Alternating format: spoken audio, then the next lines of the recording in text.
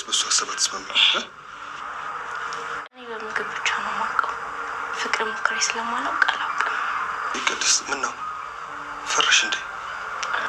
አረ አልፈራሁም። አንቺ ግን ምን አይነት ሴት ነሽ? ማለት እኔ በዚህ ዘመን ለምንም አልቸኩል ሴት አንቺን አየሁ። የቸኮለች አፍሳለ ቀኖች አይደለም የሚባል እንዴ? ብዙ ሴቶች እኮ ይሄን ድል ቢያገኙት ከመጠቀም ወደ ኋላ አይሉ። እንኳን እንደዚህ አይነት መድብልና ሞገስ እንዲሁም ብሩክ ነው ዛሬ በሚገርም ሁኔታ እንግዲህ ስትራቴጂያቸውን ነድፈው ትትናን ከዝና እጅ ለመንጠቅ እንግዲህ ደፋ ቀና እያሉ ነው የሚገኙት። ያው ከብዙ አስበውበት እንግዲህ አልመውበት በመጨረሻም እንግዲህ ራሳቸውን የሆነ ስትራቴጂ ነድፈው ዛሬ እንግዲህ ከዝና ጉሮሮ ትትናን ለማዳን ደፋ ቀና ነው የሚሉት። ያው እንግዲህ ትትናን ብሩክ የሚያውቃታል፣ ምሳሌም ታውቃታለች። እዛ እንደታገቱ ማለት ነው። ያው ብሩክ ሲወጣ እንግዲህ እሷ እዛው ነበር የቀረችውና ሁሌም ብሩክ ያስታውሳት ነበር። በነገራችን ላይ መድብልም እንደዛ እያለ ነበረ። በመጨረሻ ግን አሁን ላይ አንደኛ ለነሱ ታስፈልጋቸዋለች፣ ምክንያቱም ለምስክርነት በጣም ታስፈልጋቸዋለች። ሁለተኛ ደግሞ እሷ ስለምን አትዲንም የሚለው ሀሳብ ስላላቸው እንግዲህ መድብል ሀሳቡን አመጣው መጀመሪያ። ከዛ በኋላ እንግዲህ ብሩክና ሞገስም ተቀብለው ወደ ስራ ገብተዋል ማለት ነው። ዛሬም እንግዲህ እንደዛ ሲመካከሩ ነበር። በጣም ደስ በሚል ሁኔታ እንግዲህ ተፍ ተፍ እያሉ ነው የሚገኙት። በእርግጠኝነት እንደሚሳካላቸው አንጠራጠርም። በጣም ደስ የሚለው ነገር ደግሞ መርዞ ደላላው በዝና ተይዞ እንግዲህ ከትትና ጋር በተገናኙበት ሰዓት ላይ አንዳንድ ነገሮችን አውርተው ነበረ። ረጅም ጊዜ እንዲሆናት እና ማህሌትም ሲያወራት እንግዲህ ማህሌት ባሏ እንደዚህ ልጇ ማህሌት ባሏም ተይዘው ነበረ ምናምን፣ እሷ በጣም ከዝና ጋር የምትሰራው ምናምን እያለ እየነገራት ነበርና እንዴ ማን ነው ባሏ የሚባለው ስትለው እንግዲህ ብሩክ ይባላል፣ ልጁ ምሳሌ ትባላለች እና እንደዚህ ምናምን ብሎ ነበር የነገራት። ከዛ በኋላ ነው እንግዲህ በጣም ነው ደስ ያላት። እስኪ ስልክን ስጠኝ ብላ እንግዲህ እሷን በሲስተም ተቀብላለች። ስለዚህ እነ ብሩክ ደግሞ እኛ እንዲያስመለጥናት ሳታቅ ለምን ነው ማስመለጥ የማንችለው እያሉ እያወሩ ነበረ። ስለዚህ አሁን ቀጥታ ስልክ ስለያዘች እነሱ የሆነ ነገር ያግዟታል በሀሳብ በአንዳንድ ነገሮች። ስለዚህ እሷ ዝና በሌለ ሰዓት ላይ ትወርዳለች ማለት ነው። ትወጣለች። ስለዚህ እሱ ከወጣች ደግሞ በጣም ደስተኛ ናቸው። እሷ ከመጣች በቃ ቤታቸው ሙሉ ሆነ።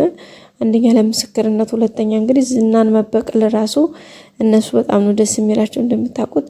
እሱ ደግሞ እንግዲህ ሉላን አገኛለሁ ደፋ ቀና እያለ ነው እንግዲህ መድብልን እንደውም ጠበቃውን ሄደህ ከሰህ በወንጀል እንትን ብለህ መልሰህ እስር ቤት አስገባልኝ እያለ ነበረ። ጠበቃውም እንግዲህ አብሽር ምን ችግር አሁን አደፋዋለሁ እያለ እየተበበረ ነው የሚገኘው። ግን እኮ ውሸቱን ነው ጠበቃው። እሳት የበላው ጠበቃ ነኝ አላለ ወይ? እሳት የበላ ጠበቃ ተንከሲስ ነው የሚባለው። ወይኔ እንዴት እንደሳቀኝ። እና ቤተሰቦቻችን እንግዲህ ተፍ ተፍ እያለ ነው። ይሳካላት ይሆን እንግዲህ አብረንም እናየው ነው የሚሆነው። ውድ ቤተሰቦቻችን ሌላው እንግዲህ ብሩክም በቅርብ ሽማግሌ ልኮ እንግዲህ ትትና ከወጣች ቅድስቴ እንደሚያገባት ቅድስቴንም እንግዲህ ቃል ገብቶላታል። እሷም በጣም ደስተኛ ናት። በጣም ደስ ብሏታል። ይህንን እሱ በዚህ ቃል ስለገባላት ማለት ነው። መርዞ ደላላውም እንግዲህ በግድ ከዝና ጉሮሮ አምልጧል በፈጣሪ እርዳታ። ያው ባልጠበቀው መልኩ ቢገባም ያው ግን ወጥቷል፣ ፈጣሪ ይመስገን። በዛም እንግዲህ ደስ ብሎታል። ከኤፍራታ ጋር ተገናኝተዋል። ኤፍራታም ያው ከሱ ፍቅር ኖሮባት ሳይሆን ያው ጎዴሏን ስለሚሞላላት ለዛ ነው እንግዲህ ያው መጠቀሚያ ስለሆነ ነው። ያው እንግዲህ ማህሌትን ራሷ አላስገባም ውጭልኝ እያለች ነበር። አሁን ደግሞ ያው እንግዲህ ቤት ኪራዩን ከፍልልሻለሁ ስትላት በቃ ችግር የለውም እንግዲህ ቤት ኪራይ ተከፈልሽልኝ አለኝ ማለት ነው። ጥቅም ካገኘ ችግር የለውም። በነገራችን ላይ እሷ ብቻ አይደለችም አሁን ላይ ማንም ሳይሆን ጥቅም ካገኘ ችግር የለበትም። እና ቤተሰቦቻችን ብቻ ዘና ያረገችን ነበር ኤፍራታ በራሱ ማለት ነው። እና ደስ የሚል ጊዜ ነበራቸው። እንግዲህ ወይዘሮ ማህሌትም ያው ተፍ ተፍ እያለች ነው። ተንከሲስ ነች እሷ እንኳ ያው መጨረሻም ያው መውደቅ ነው ያላት አማራጭ። ሌላ እየለፋች ነው ወየውልሽ እያለ እንግዲህ ዝናም እየዛታባት ነው። ይሄ ደግሞ ጠበቃው ማለት ነው ተንከሲስ እንትናን ሄደህ አሳስርልኝ መድብልን ይለዋል ዝና። እሱ እንዲሁ ሲንከፋከፍ አሁን የሚገርመው ራሱ ሌላ ወጥመድ ገባ ማለት ነው። ስልኩን አስወሰደበትና በዛ ላይ ደግሞ ዝና ይዟቸዋል። በቃ አሁን የሚገርም ዱላ ይገረፋል በዝና እጅ።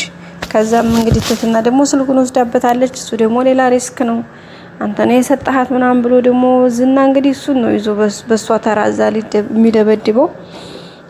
እንግዲህ እሱም አይቀር ነው ቤተሰቦቻችን እና ተፈታፍ እያሉ ይገኛሉ ማለት ነው። እንግዲህ ያው ይሳካላቸው ይሆን እንግዲህ ትትናም እንደምትወጣ ተስፋ አለን። በእርግጠኝነት ትወጣለች ብለን ተስፋ እናደርጋለን።